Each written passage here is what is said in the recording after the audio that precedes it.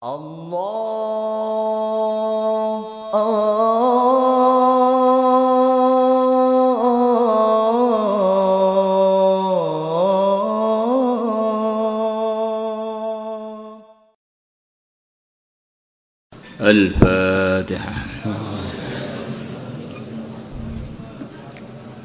Ar-Rahman-Ar-Rahim. Hari ini kita ngajinya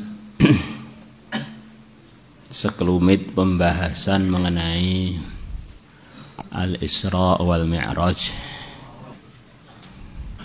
Modelnya model ngaji saja. Dan model bayan ini model ngaji. Terus biar jadi satu masukan, sekaligus nanti malam juga ada selamatannya di komplek masing-masing. Nahmaduhu wa nusalli wa nusallimu ala rasulihil karim, amma ba'd. Di kejadian Al-Isra wal Mi'raj itu disepakati oleh kebanyakan ulama terjadi selepas Taif dan sebelum hijrah. Selepas Taif, sebelum hijrah. Kebanyakan berpendapat sebelum hijrah kurang lebih selang 1 tahunan.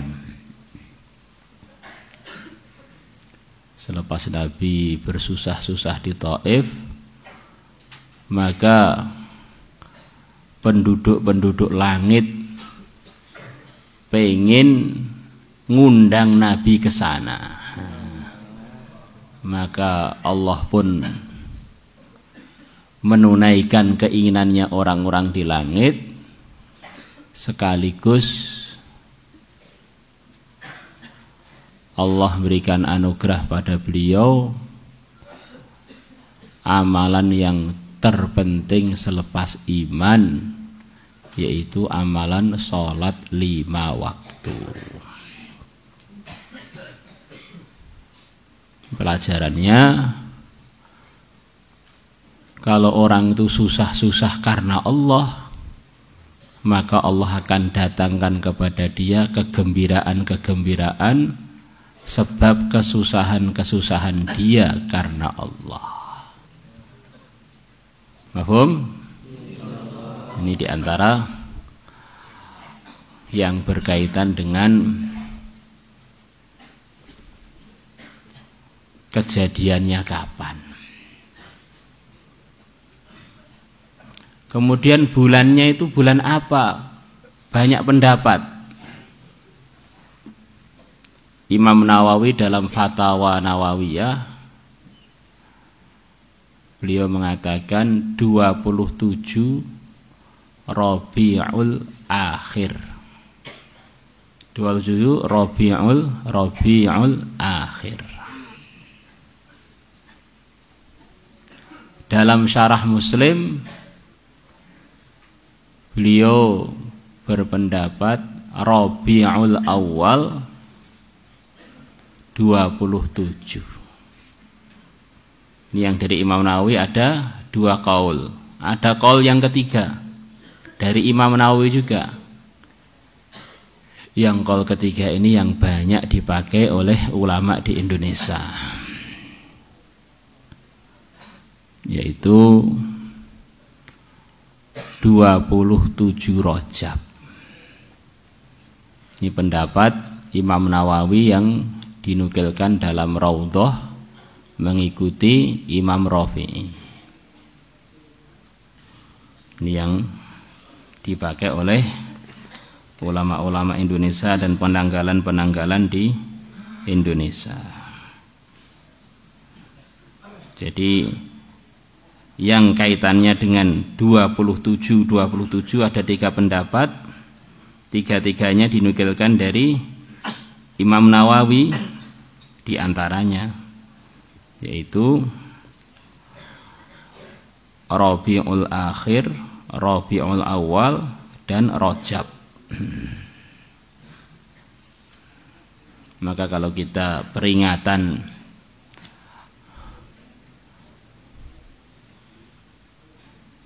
Isra Mi'raj sekarang pun juga enggak apa-apa, karena ada pendapat itu sudah kelewat Rabiul Awal, Rabiul Akhir kemarin itu sudah kelewat. Bahkan ada yang berpendapat bahwa Isra wal Mi'raj itu waktu bulan Syawal. Wah, kelewatnya sudah tambah lama itu. Ada yang berpendapat di bulan Ramadan, belum datang nih. Ini berarti jamak takdim ini, takdim.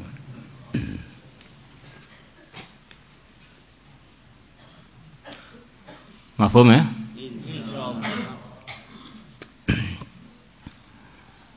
Ada beberapa poin yang perlu kita ketahui yang berkaitan dengan Isra wal Mi'raj.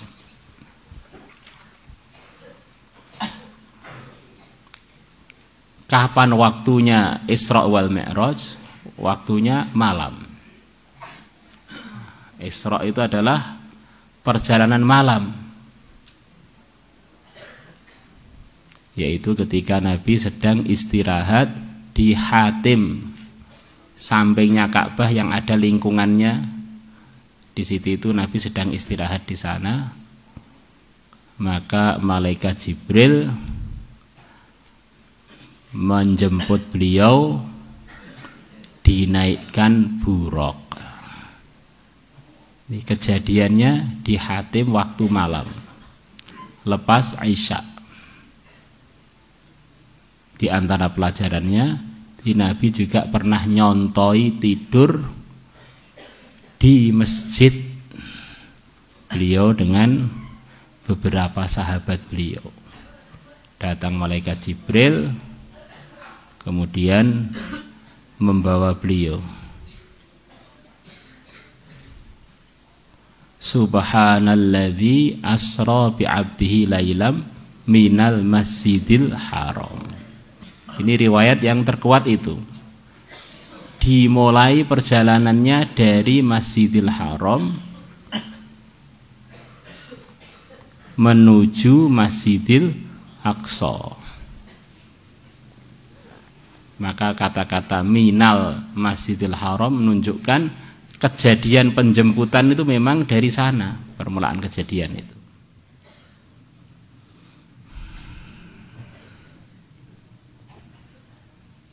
Al-Isra. Ini tempat kejadiannya, permulaannya. Terus itu mimpi apa terjaga? Itu yang dimufakati adalah ketika beliau terjaga dengan jasad dan rohnya beliau. Lah apa bisa toh Pak? Orang menembus langit terus 1, 2, 3, 7 Baitul Ma'mur, Sidratul Muntaha. Kalau makhluk yang enggak bisa. Maka Allah mengawali surat Al-Isra wal Mi'raj, surat Israel, Bani Israel, dengan mengatakan subhanalladzi maha suci Allah yang. Jadi yang berbuat itu Allah. Kalau Allah yang menciptakan segalanya sudah menghendaki, apa yang sulit? Subhanalladzi asra. Maha suci Allah, zat yang telah menjalankan waktu malam.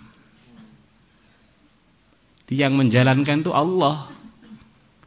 Maka kuasa Allah tidak bisa dihalangi oleh waktu, tidak bisa dihalangi oleh jarak. Maka sekelip saja beliau sudah sampai Sidratul Muntaha, pulang lagi dengan melalui macam-macam kejadian yang luar biasa selama 1 malam itu saja. Sudah begitu panjang ceritanya, 1 malam itu aja.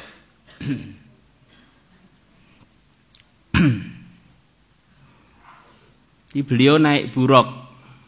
Mulai dari Mekah, naik buraqnya hanya sampai ke Masjidil Aqsa. Perhatikan, naik buruknya hanya sampai ke Masjidil Aqsa. Kemudian Mi'raj. Mi'raj itu diantara artinya adalah tangga untuk menuju langit pertama, langit kedua, langit ketiga, langit keempat. Tangga yang dilewati oleh seluruh nyawanya orang beriman. Semoga termasuk kita. Tangganya begitu indah, yang diantara anugerah Allah yang akan diberikan kepada setiap orang beriman yang wafat untuk meringankan sakitnya dicabutnya nyawa, maka Allah tampakkan keindahannya tangga tersebut. Di samping yang nyabut nyawa yaitu malakul maut tampak begitu ganteng yang sangat menakjubkan. Orang itu kalau kesakitan tetapi ngelihat perkara yang menyenangkan, sakitnya jadi berkurang. Seperti orang dicubit istrinya yang cantik. Sebetulnya gosong juga, tapi karena ngelihat istrinya nyubit dia itu dengan gemes, maka gosongnya itu tidak dia rasakan. Cubitan mesra jadi dari istriku yang tercinta, gak terasa. Gosong semua pun malah senyum terus lagi.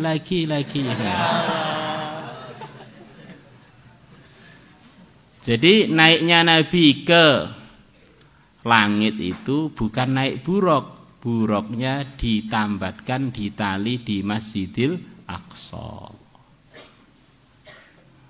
Insyaallah. Nah, ini poin-poinnya itu.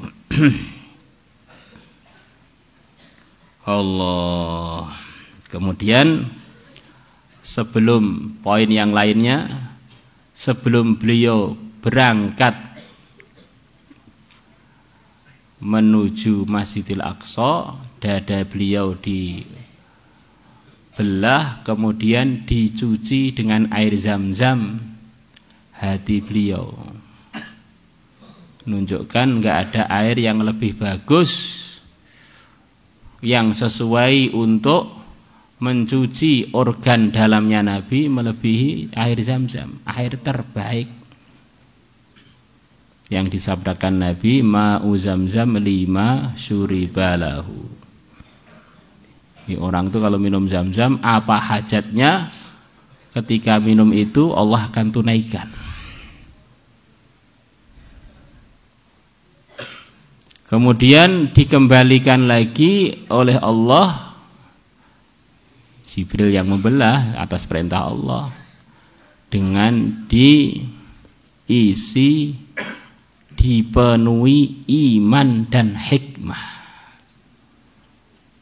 Ini satu pelajaran diantaranya, bahwa iman dan hikmah, yang diantara artinya hikmah itu adalah ilmu, itu adalah hakikatnya hadiah dari Allah.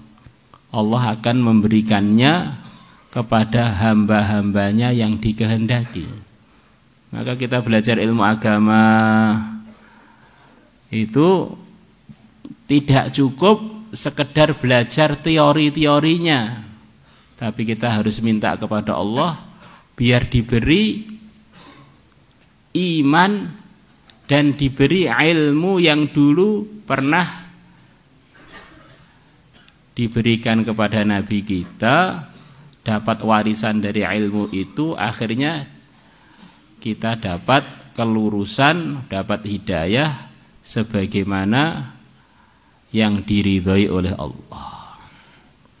Kadang-kadang orang itu belajar, tambah lama belajar, tambah pinter ngerokoknya. Iki belajar apa toh iki? Sanatnya itu gimana ini? Kok tambah lama mondok, softnya tambah di belakang. Tambah lama mondok, tambah muda. Waktu mondok, waktu masih santri baru, jenggotnya panjang. Begitu kelasnya tinggi, tambah muda, jenggotnya dicukuri. Ini maka berarti ada bahayanya ini. Allahu Akbar. Kemudian di antara yang perlu kita ketahui waktu perjalanan itu, Nabi naik buruk. Kemudian beliau mencium bau wangi. Beliau tanya pada Jibril, bau apa itu? Itu baunya Masyitoh dan keluarganya yang mereka telah wafat demi agama. Wafat disiksa oleh Fir'aun dengan siksa yang begitu keji. Masyitoh dengan anak-anaknya digodok sampai jadi tulang belulang. Maka sejak dulu soft awal dalam memperjuangkan agama itu ya laki-laki yang dipilih oleh Allah dan wanita-wanita yang dipilih oleh Allah. Maka agama ini kalau pengen maju ya harus soft awalnya ada laki-laki yang bertanggung jawab dan juga wanita-wanita yang punya fikir untuk itu.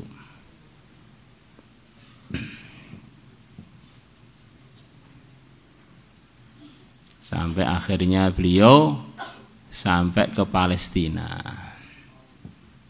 Di sana, di Palestina sana ada bukit warna merah. Di dekat situ ada kuburnya Nabi Musa. Nabi mengatakan Nabi Musa tak lihat sedang sholat di kuburnya. Dan itu disabdakan oleh Nabi, bukan Nabi Musa saja. Seluruh Nabi dimuliakan oleh Allah di kuburnya ngerjakan sholat. Al-anbiya ahya'un fi kuburihim yusallun. Para anbiya adalah hidup selepas wafat mereka. Di kubur-kubur mereka ngerjakan sholat. Ini diantara kesenangannya para anbiya adalah ngerjakan sholat. Maka kalau orang itu mempelajari ilmu waris Sayyidul Anbiya, diantara yang seharusnya dia warisi adalah seneng sholat, bukan seneng terlambat. Kamu itu santri yang berjamaah apa santri yang berjamaah? Berjamaah itu bersama-sama jamaah sholat. Kalau berjamaah selepas jamaahnya selesai baru datang.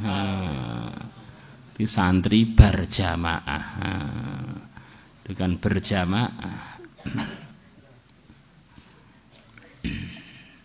Ketika beliau berjalan, tiba-tiba ada panggilan manggil beliau, "Ya Muhammad, ya Muhammad." Maka Nabi tanya pada Jibril, "Siapa itu?" Nabi enggak nengok. Itu tadi iblis pengen usaha nyelewengkan engkau. Jadi iblis itu begitu semangatnya nyesatkan orang. Dia tahu para anbiya itu enggak akan bisa diselewengkan. Apalagi Sayyidul Anbiya, tapi dia tidak patah semangat. Tetap pengen naskil Sayyidul Anbiya untuk nyeleweng. Itu Sayyidul Anbiya. Bagaimana kita? Saya ini sudah solehnya pol, dijamin saya ini. Dijamin apa? Dijamin enggak maksum yang jelas itu. Dijamin kalau tidak terjamin dari kemungkinan kesalahan. Maka kita ini harus ngambil pelajaran dari Isra wal Mi'raj, harus jaga amalan-amalan ijtimai dan infiradi. Itulah kehidupan kita. Kadang-kadang kita ini bareng orang, kadang-kadang sendirian. Harus terjaga terus.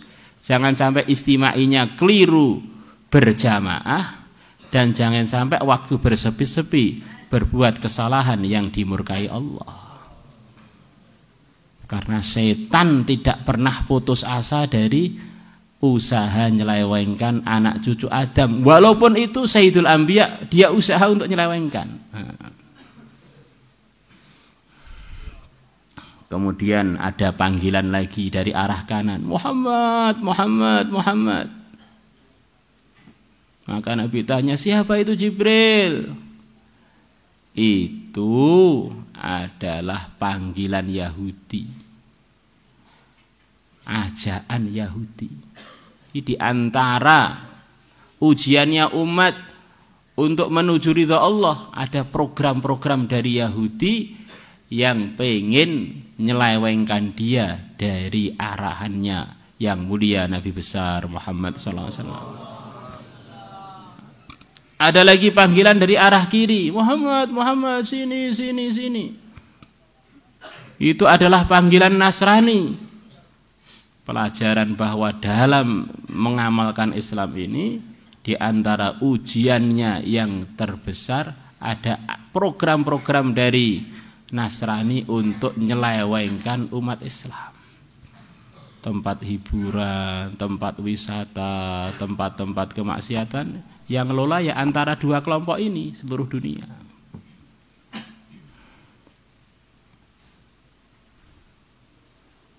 Maka kita setiap hari minimal suruh minta berlindung dari jalan Yahudi dan Nasrani 17 kali. Kalau enggak, sholat kita enggak sah. Ghairil maghdubi alaihim, ini jalannya Yahudi. Waladdallin, jalannya Nasrani. Kemudian dalam perjalanan Nabi ketemu dengan seorang wanita yang sudah tua, tetapi dia pakai perhiasan yang begitu banyak, perhiasannya menggiurkan, tetapi yang pakai itu sama sekali nggak menarik. Siapa itu Jibril? Itulah dunia, sudah tuwek. Sebetulnya sudah nggak layak orang itu tergiur dengan dunia. Maka orang yang tergiur dengan dunia itu seperti orang tertarik dengan nenek-nenek yang pakai hiasan yang banyak itu, atau kakek-kakek yang pakai hiasan yang banyak. Kalau untuk santri putri kakek-kakek. Kok bisa tertarik? Oh, ini berarti orangnya kurang merenungi pelajaran Isra wal Mi'raj. Kita cinta dunia, ternyata kita meninggal dunia.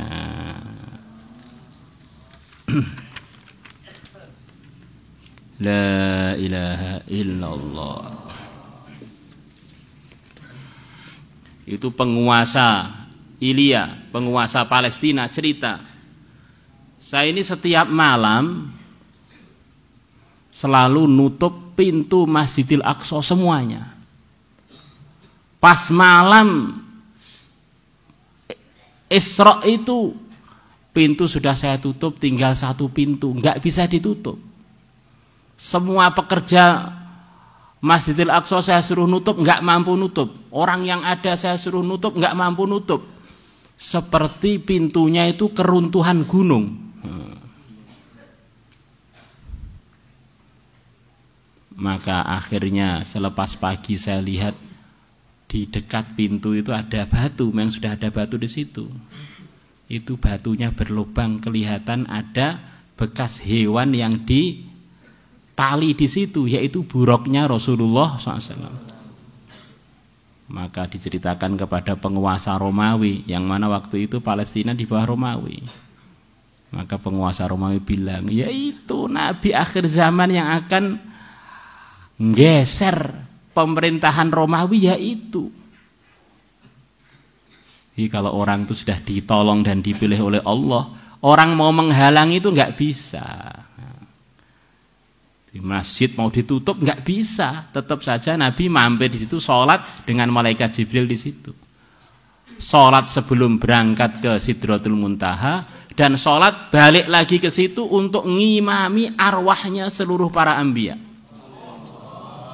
Jadi qaul yang paling tahqiq, Nabi ngimami arwahnya seluruh para anbiya, dan di sana ada Nabi yang masih hidup, roh dan jasadnya hadir, yaitu Nabi Isa dan Nabi Idris. Nah, yang kita tahu dua itu, mungkin aja ada Nabi yang lain. Nah, maka itu adalah selepas beliau Mi'raj, baru selepas itu beliau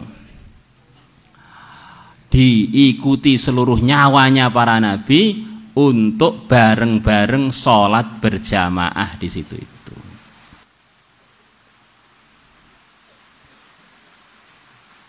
Kemudian Nabi Shallallahu Alaihi Wasallam ketemu dengan para nabi di langit pertama, langit kedua, langit ketiga, dan setiap nabi itu ada umat-umatnya yang menyertai nabinya di langit-langit itu.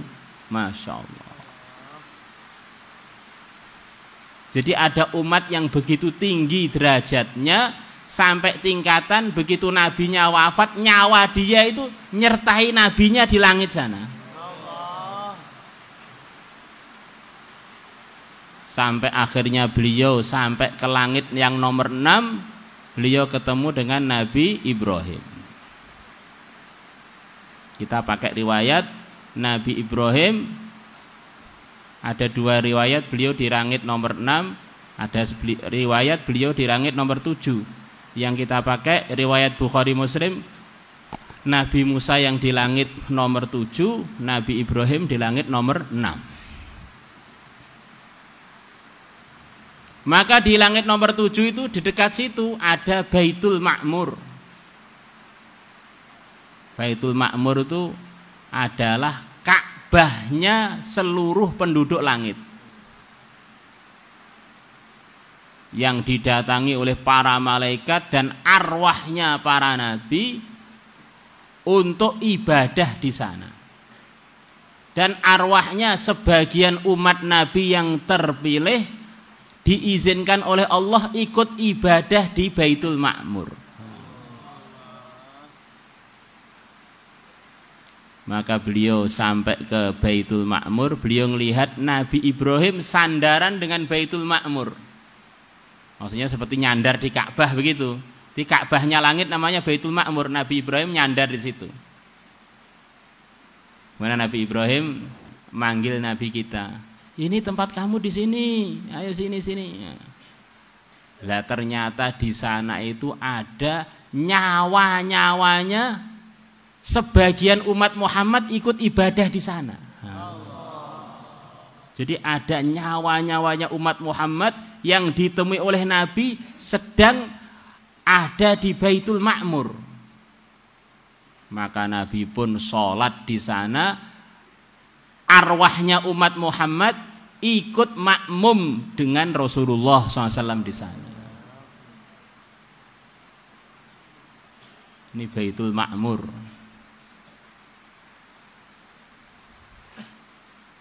Semoga Allah pilih kita untuk diizinkan ke Baitul Ma'mur.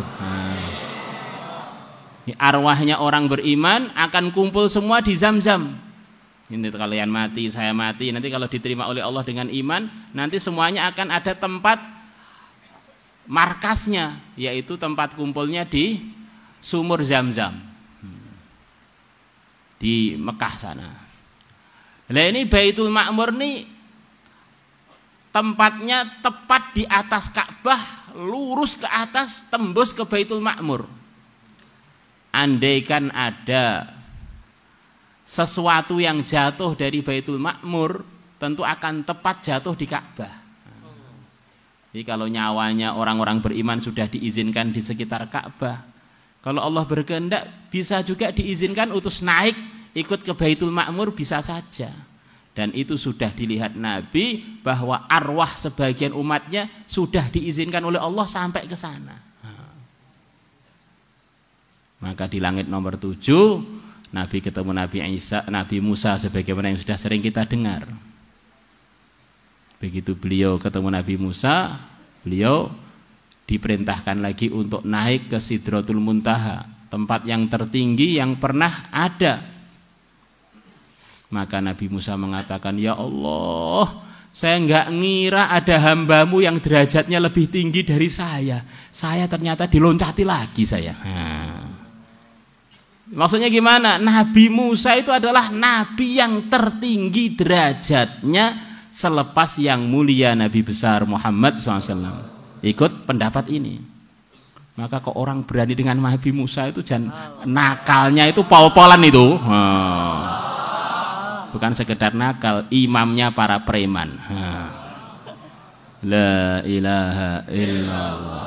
Di Nabi Musa ini benar-benar derajatnya tertinggi di langit nomor 7 yang belum pernah bisa dilalui oleh siapapun kecuali oleh Sayyidul Anbiya, Nabi kita Muhammad sallallahu alaihi wasallam. Maka kalau kamu baca Quran, tidak ada cerita Nabi di Quran kita itu lebih banyak melebihi Nabi Musa. Jadi umat ini suruh ngambil pelajaran dari Nabi Musa.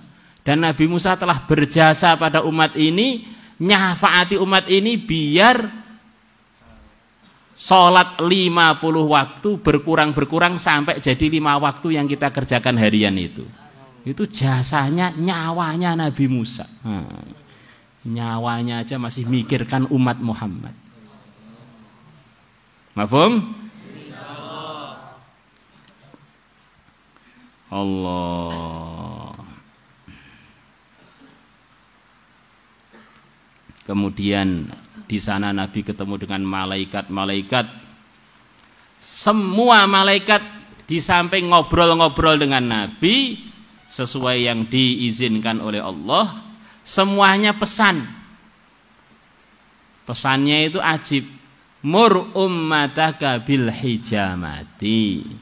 Perintahlah umatmu untuk berbekam. Nah, jadi resep bekam itu resep langit yang didapatkan Nabi ketika beliau Mi'raj di langit itu. Maka di antara pengobatan yang pasti manfaat untuk umat itu bekam. Bukan dianjurkan untuk fasdu, bekam. Nah, sekarang ada katanya ngetren fasdu, nah malah kalau orangnya gak ahli malah bisa mati nanti.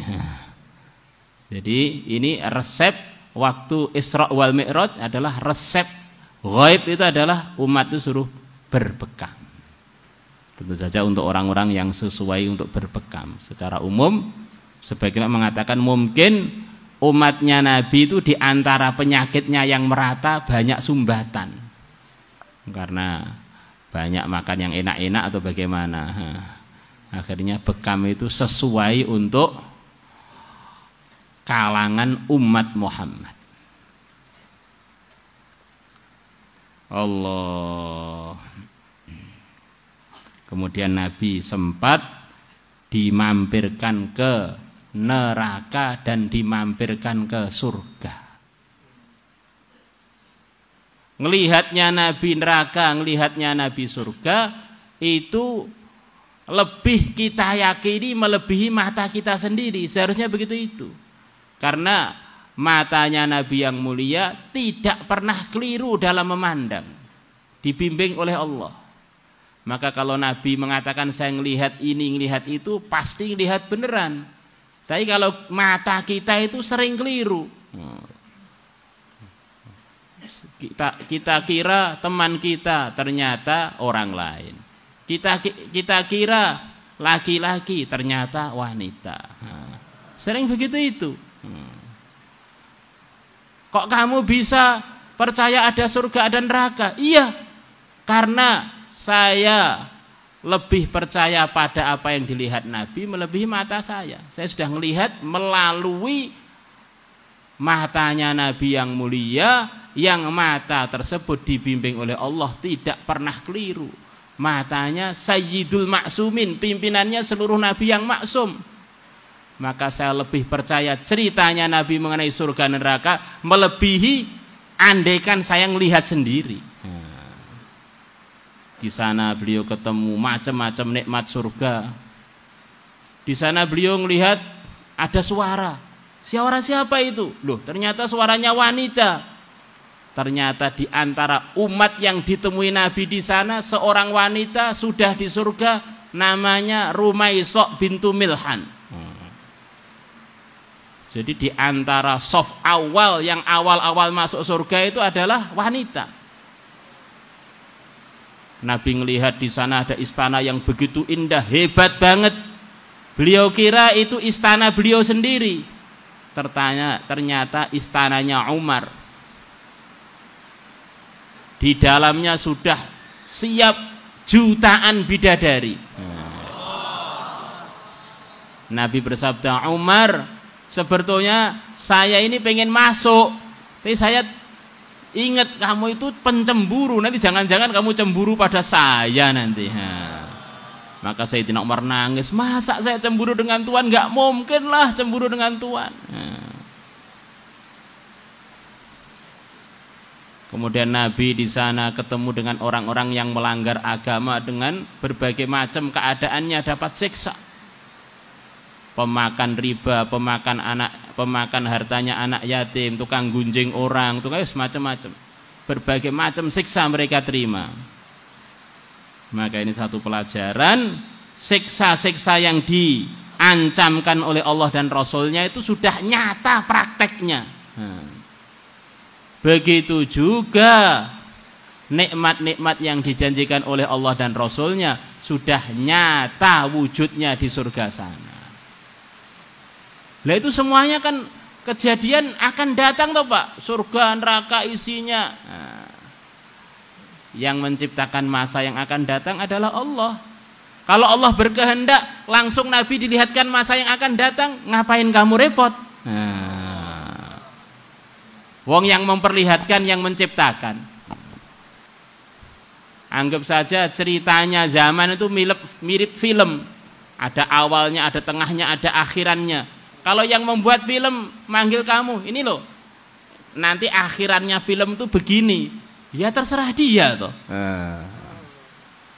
Maka dalam Mi'raj itu Allah telah membukakan untuk Nabi kita kejadian-kejadian yang akan datang di akhir-akhir nasibnya manusia. Fariqum fil jannah wa fariqum fis sa'ir. Sudah ditampakkan oleh Allah kepada Sayyidul Anbiya Nabi besar Muhammad sallallahu alaihi wasallam. Dan itu semua, yang terpenting dari itu semua adalah perintah sholat 5 waktu yang telah diterangkan pada Jumat kemarin itu. Kalau kita memperbaiki sholat kita, maknanya kita memperbaiki seluruh kehidupan kita. Kalau kita mencuaikan sholat kita, berarti kita ini mencuaikan seluruh kehidupan kita. Kalau hidup kita semrawut, akhirat kita bangkrut kita ini. Maka urusan sholat, enggak lakinya, enggak perempuannya, enggak yang tua, enggak yang muda, enggak yang remaja, semuanya harus memahami kepentingannya. Itulah yang diwasiatkan Ibnu Mas'ud. Itulah yang disabdakan Nabi. Kalau Ibnu Mas'ud wasiat apa-apa, dengarkan. Bahwa umat ini selama masih mementingkan sholat, maka akan selalu dalam hidayah. Kalau sudah enggak mementingkan sholat, umat ini keluar dari bimbingannya Allah.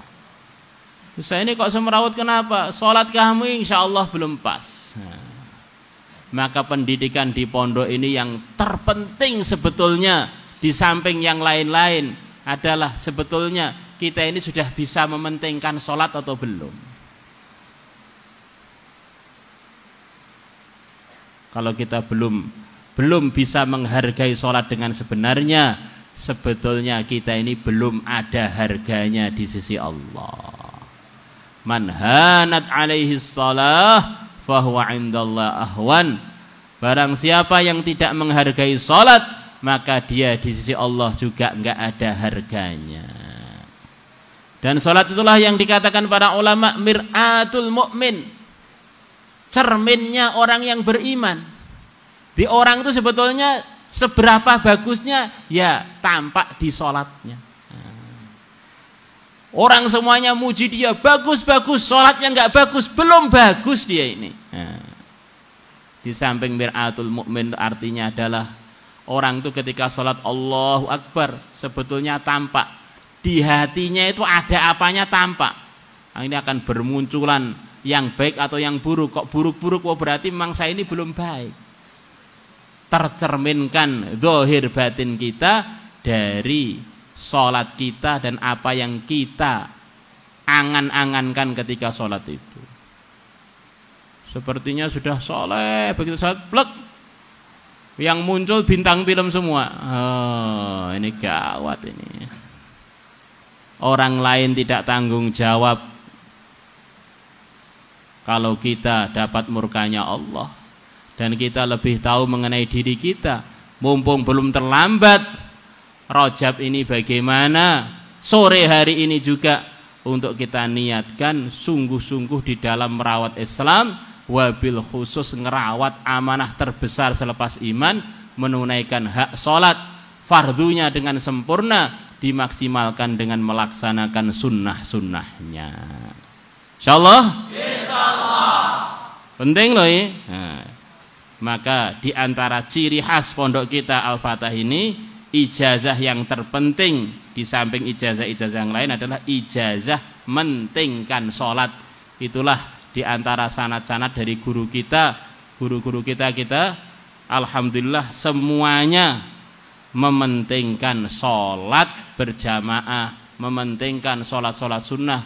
Itulah yang mungkin menyebabkan ada banyak kebaikan yang kita lihat di lingkungan kita ini, itu tidaklah lepas dari wujudnya suasana menjaga sholat. Maka suasana itu kita bawa ke rumah, nanti kalau perpulangan di jalan, kita bawa ke luar negeri, dalam negeri, kita bawa ke pojok-pojok dunia, suasana mementingkan sholat. Insyaallah. Salatullah salamullah ala taha rasulillah. Salatullah salamullah ala yasin habibillah wa sallam bismillah wa bil hadi rasulillah wa kulli mujahidin lillah bi hadil badri ya Allah. Salatullah salamullah ala taha